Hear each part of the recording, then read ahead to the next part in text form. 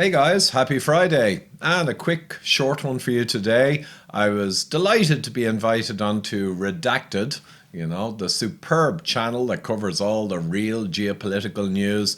And I got a special one for you today. So I had a great chat with Natalie there, and I explained, I think, very coherently and very clearly the horror of the new hate speech laws they're trying to ram through in Ireland. And this will affect the rest of the world in time if it goes ahead. So I've linked down below in the description box the actual legislation from the government website. Look at pages 10 and 11 particularly. That's what I focus on. And it is true. 1984, thought crime, minority report stuff. And they're actually trying to ram it through.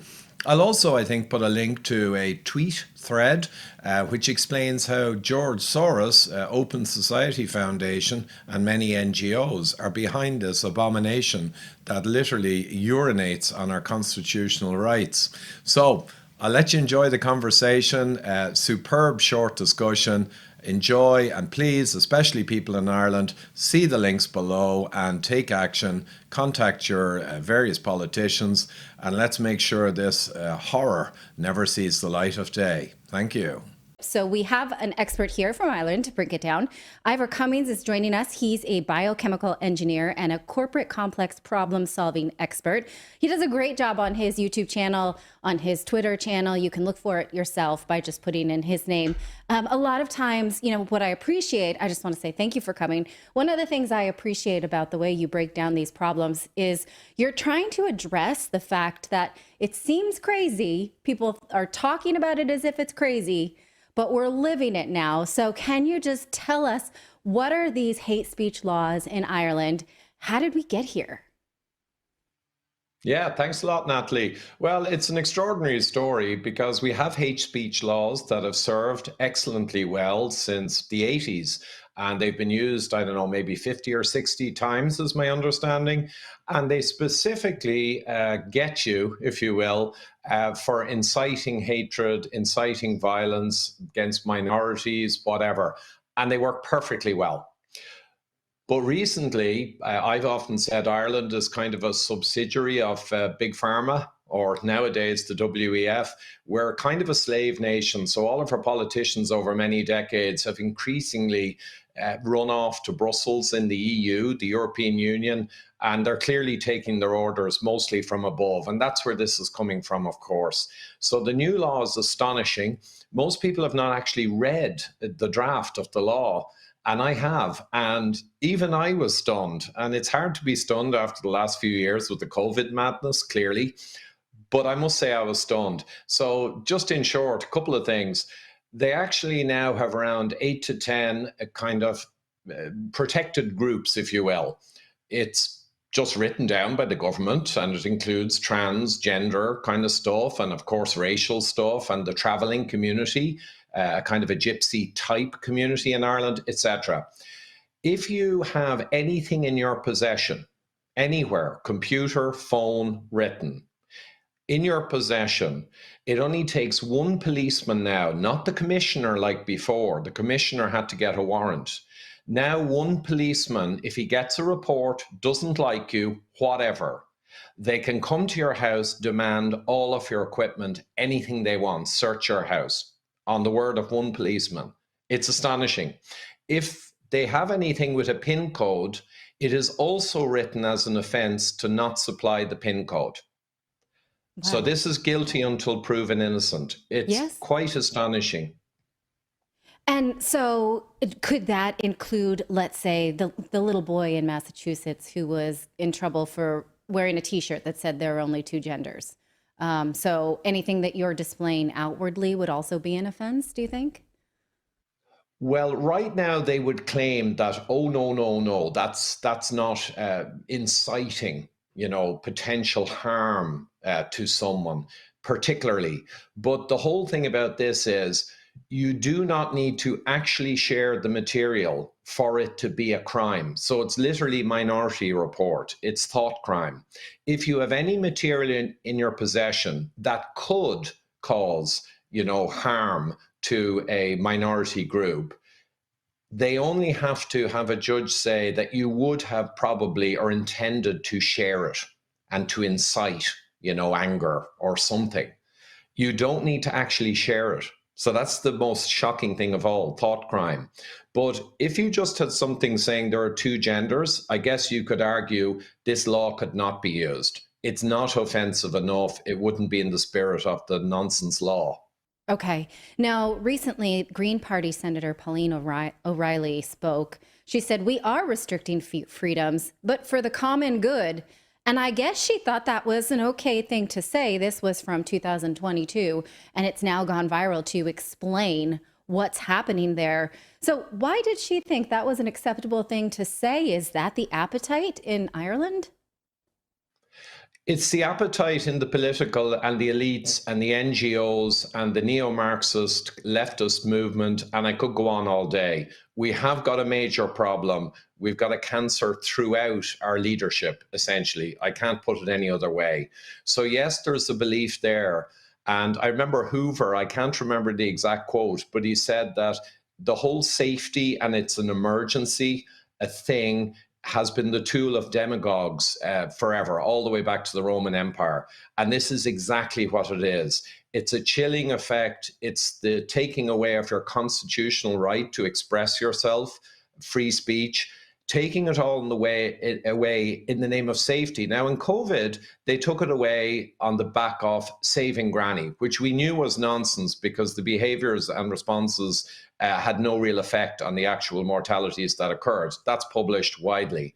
Here, it's the notional or purported safety of a whole bunch of different groups who are not in any particular danger at all. So there's no basis whatsoever. And even if there was a basis, the existing hate laws for incitement to hatred and violence are perfectly adequate to be used for this purpose. The one I've described is clearly insane. It's fundamentally unconstitutional in its writing, in its drafting, all the way through. It's quite insane. Now, people may say, well, Ireland is just a crazy place right now. They'll vote them out. That won't spread to other countries. But Ireland was one of the first to institute gender self-ID laws, where you could just go and say you're a woman if you're not a woman and get all your documents changed with little to no bureaucracy. And that absolutely did spread. So are you saying then that Ireland is sort of a test bed for these types of policies, and then we need to pay attention because they will and do spread? Yeah, essentially, like I said at the start, I used to joke many years before COVID because I worked in metabolic health and pharmaceutical kind of intrigues and controversies. And I used to always say we're a subsidiary of Big Pharma. And now the modern day equivalent is we're a subsidiary of WEF UN, EU. So basically, the Irish, perhaps due to the 700 or 800 years under British rule, there's a tendency to kowtow and bow to the big guys. So we had a lot of that over the centuries in the leadership. And now we're seeing it again. Yes, we're effectively de facto a test case because our guys running Ireland don't report to the electorate anymore, it appears. They report straight up to the UN, WEF, EU. It's all the same thing. And as a result, they're running over each other to bring in fundamentally unconstitutional insanity on behalf of the paymasters, the lords, the new feudal lords. And as a result, we effectively are becoming a test case. Yes. So it's really important that people wake up to the madness, and you can get the legislation. I talked to a professor actually who agreed with me on COVID, an Irish professor. And then when I told him about the hate speech law, he said, come on now, the way you're describing that, that's kind of conspiracy.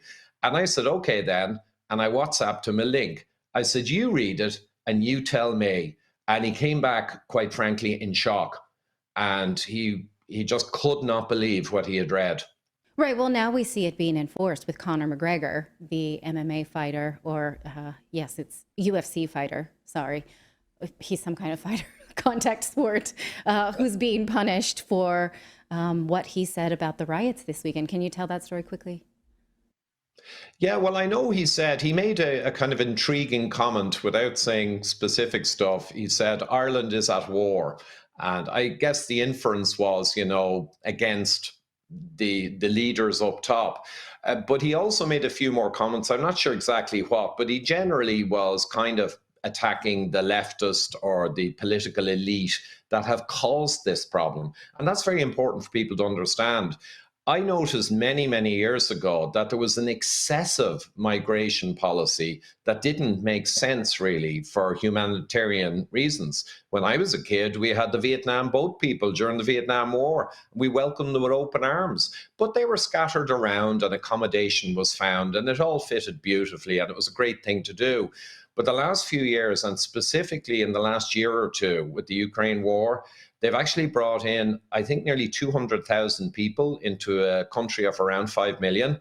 We already have a massive housing problem for our own current occupants, including migrants, and there's nowhere for them to stay. So recently in Ireland, they cancelled the building of a nursing home, a care home, in a small community in the southeast of Ireland, and they've changed it to a place for a few hundred young male unmarried migrants who came over in the last year.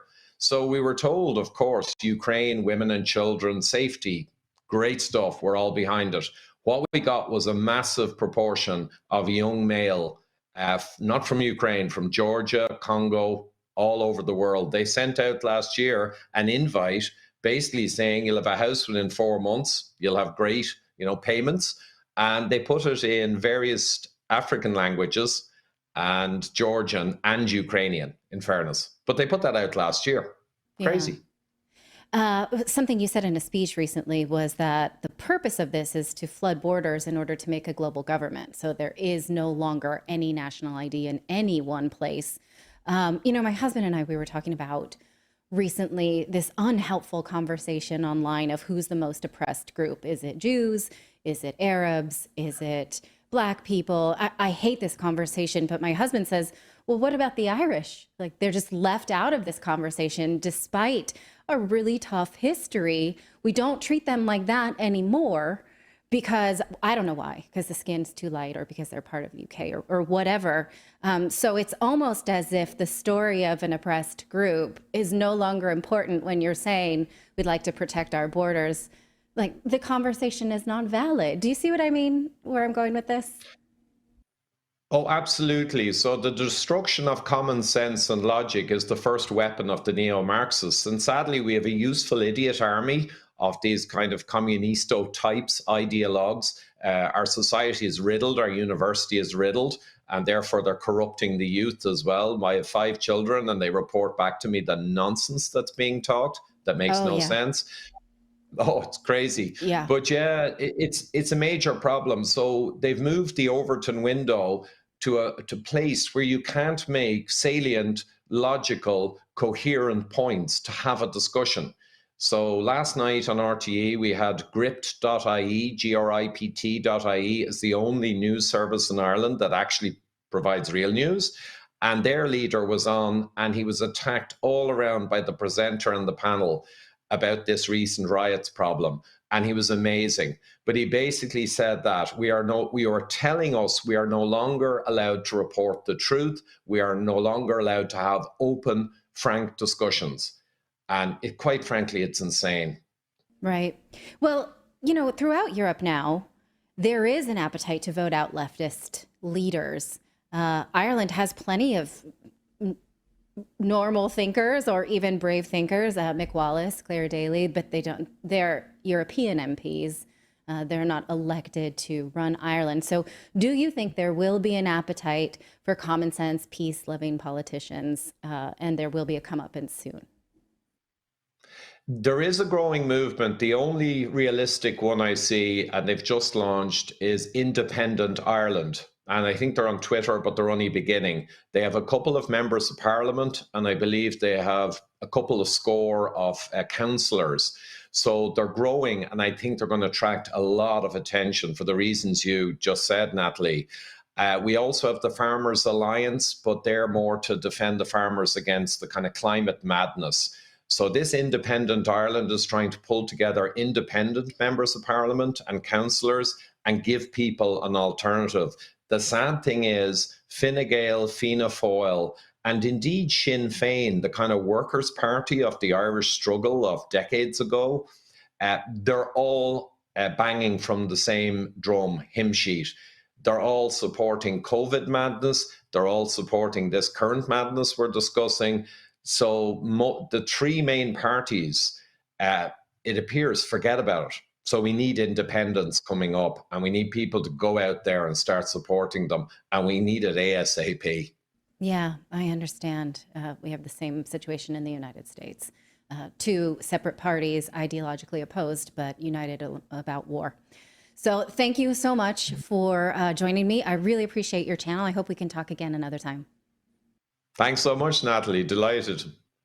So there you are, guys. Like I said, the link is down below to the legislation itself and also who funded the movement behind getting it put on the slate. And of course, people in Ireland particularly, please, have the discussion, share the news, and let people react to this madness, which is underway right as we speak. And as always, huge appreciation, of course, to my Patreons, PayPal subscribers, other people who support me to get the real news out there on what the real threats to our democracy and freedoms are. And anyone else who can support, really appreciated. It takes quite a bit to keep this thing going. So thanks so much, everyone.